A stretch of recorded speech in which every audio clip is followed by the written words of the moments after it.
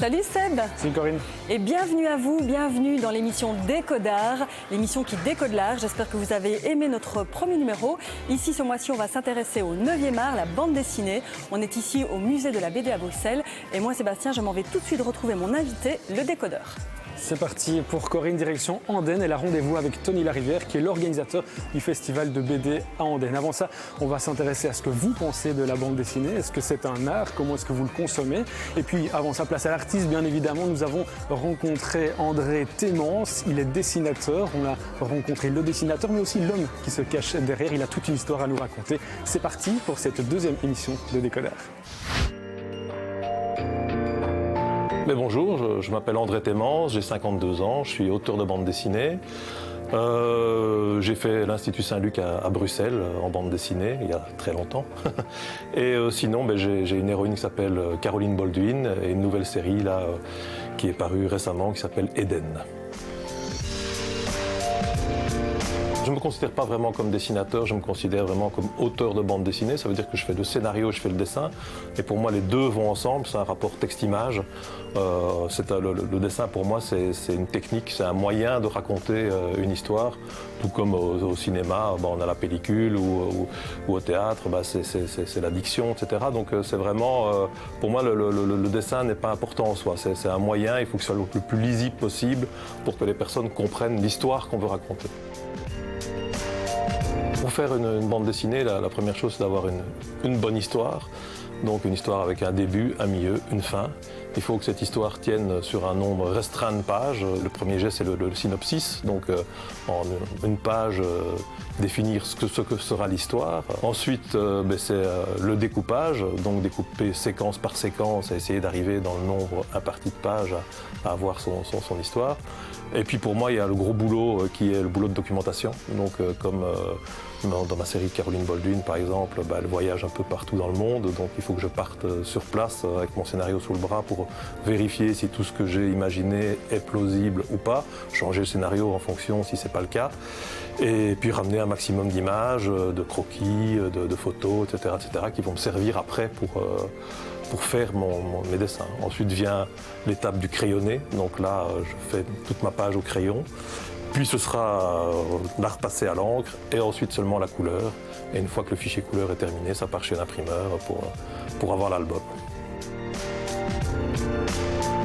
Je connais des auteurs qui mettent une semaine par page. J'en connais d'autres qui font une page par jour. Donc moi, je me situe à peu près au milieu. Je fais une page crayonnée sur une journée et le lendemain, je l'encre. Donc plus une journée en plus pour la couleur, puisque je fais la couleur maintenant moi-même. Donc ça, on va dire 3 jours par page quand je travaille.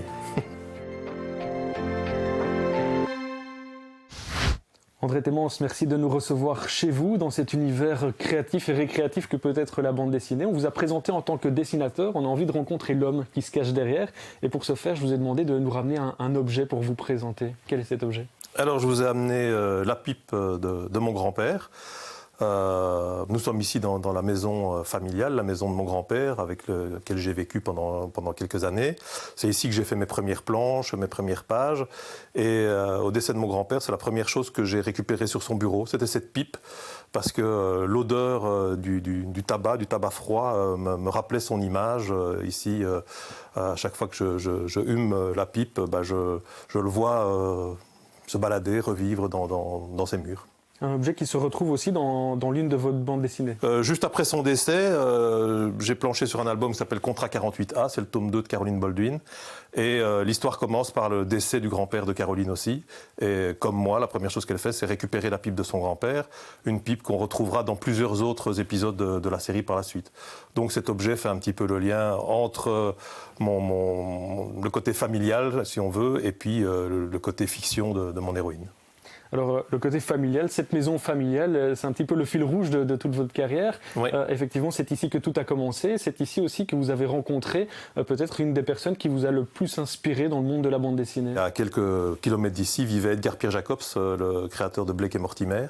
Et donc, c'est vraiment le premier dessinateur que j'ai rencontré, qui m'a expliqué le b.a.-ba du métier, qui m'a donné tous les petits trucs et ficelles. Par exemple, moi, je ne savais pas du tout qu'il fallait travailler en format plus grand que le format de parution.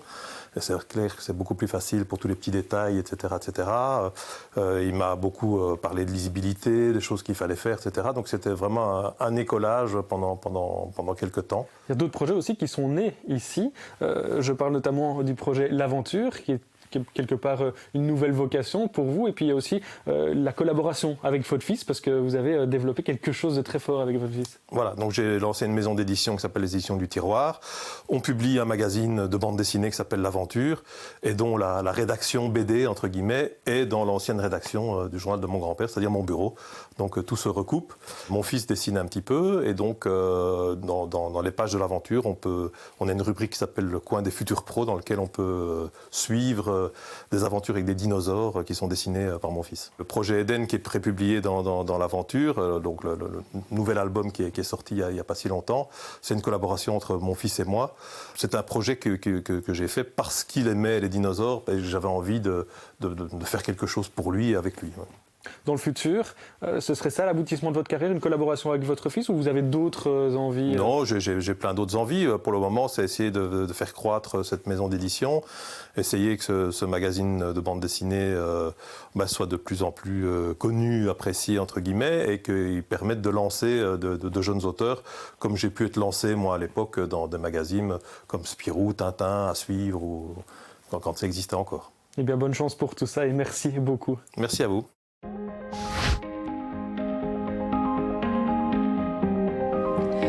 La bande dessinée, c'est quoi? Est-ce que vous êtes fan amateur de bande dessinée? Quelle était votre première BD? C'est la question qu'on a décidé de vous poser ici au musée de la BD à Bruxelles.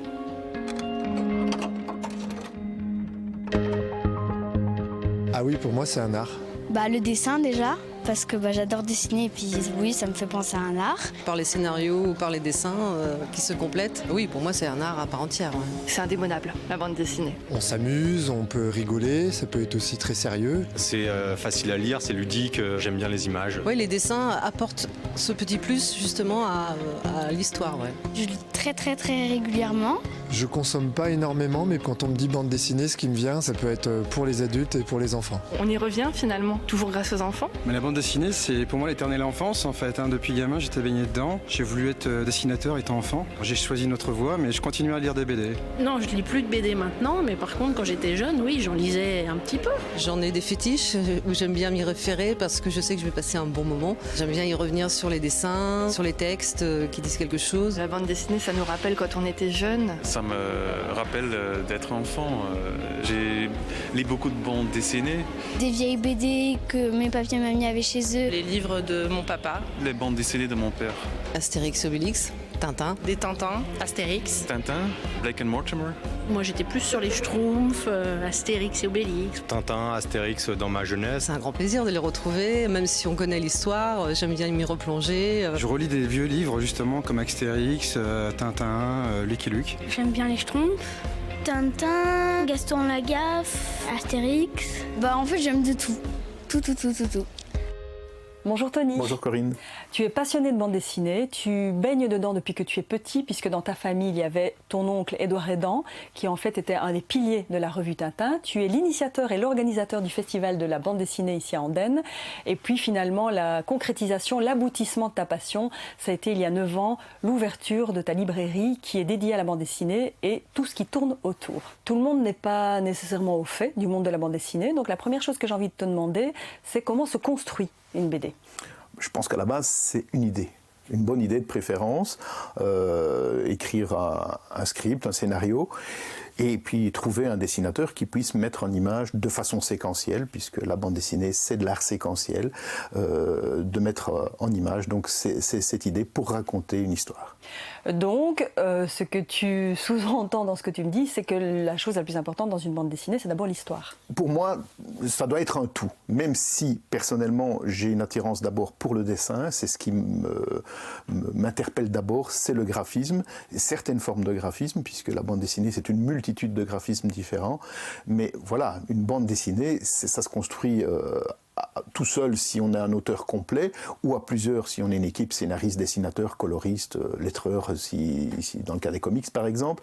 Ça doit être un tout harmonieux. Certaines personnes pensent que la bande dessinée, c'est uniquement pour les enfants, voire les adolescents. À la base, il faut dire que les journaux, Spirou, Tintin, le journal de Mickey, étaient plutôt destinés aux plus jeunes, mais force est de constater, il suffit de regarder dans les rayons ici de la librairie, que la bande dessinée s'adresse de plus en plus aux grands ados et aux adultes, de par les thématiques notamment abordées comme l'histoire, la guerre, l'aviation.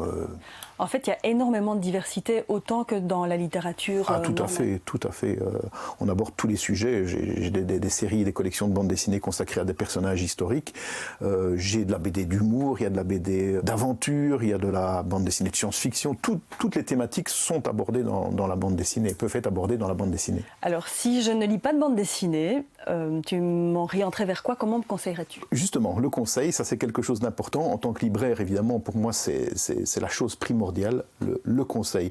Et une personne qui n'a jamais lu de bande dessinée, je vais la questionner d'abord.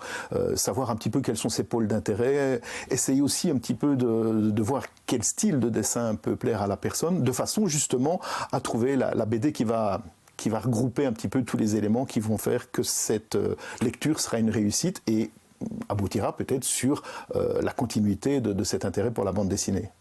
On peut dire que tout le monde peut y trouver son compte dans la bande dessinée? Tout à fait. Pour moi qui suis un passionné de science-fiction, par exemple, il y a une multitude de titres qui m'interpellent, qui me plaisent, tant au niveau scénaristique qu'au niveau graphique. Pour la personne qui est plus avide de s'instruire ou d'apprendre des choses historiques, on a tout un pan de la librairie qui est consacré à la mythologie grecque, qui est consacré aux figures historiques de Vercingétorix à Adolf Hitler. J'ai tout un rayon consacré à la guerre qui ne sont pas simplement des histoires de bataille, mais qui sont vraiment des bandes dessinées très documentées qui relatent des faits historiques. Moi, j'avoue franchement qu'une grosse partie de ma culture c'est faite dans la bande dessinée.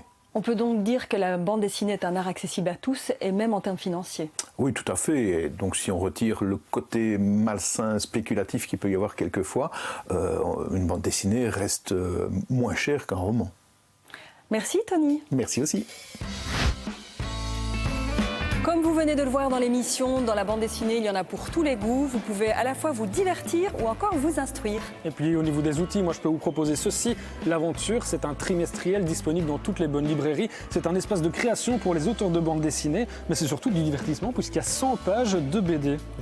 Et puis vous pouvez également découvrir la bande dessinée au travers des festivals, des fêtes ou encore des bourses.